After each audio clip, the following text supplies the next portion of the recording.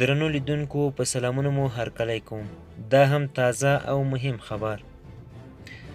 صالح وایي پاکستان افغانستان اشغال کړی دی. دوستانو ویډیو را سره تر پای وګورئ. که چېرته مو زموږ چینل نه وي سبسکرایب کړی چینل هم سره سبسکرایب کړئ.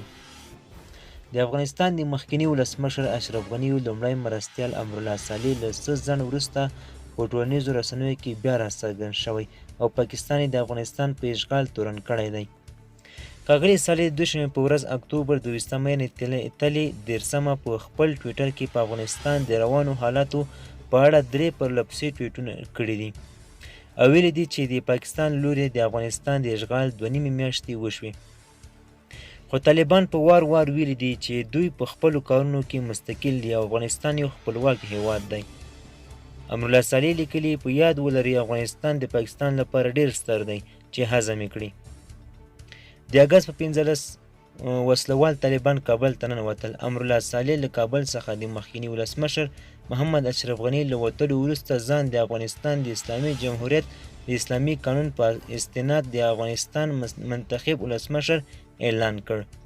هو په خپل نوي ټویټونو کې همدغه راز لیکلی دی چې افغانان به بیا راپاڅیږي او په هره برخه کې مقاومت زموږ د وقار د ساتلو اشغال د پای ته رسولو حل دی.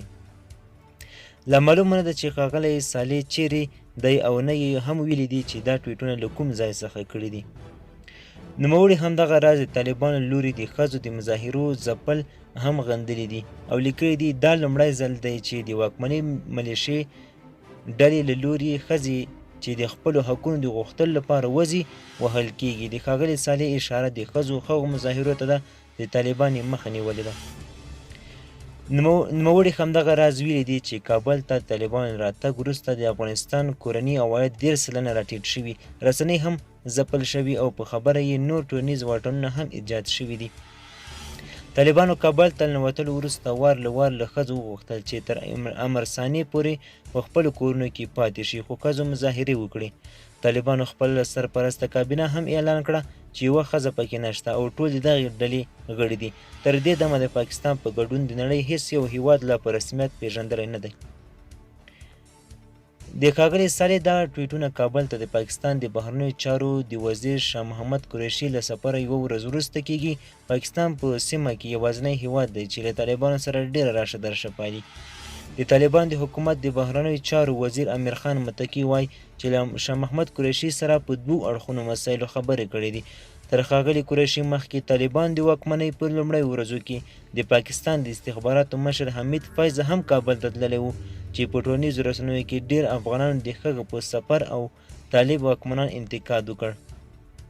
مخکنی حکومت په وار پاکستان تورن کړی و چې د وسلوالو طالبانو مشران په خپلې خاورې کې ساتي، جنګیالي ورته جذبوي، روزي او بیا یې افغانستان ته د جګړې لپاره استوي، خو پاکستان دا تورونه رد کړي دي.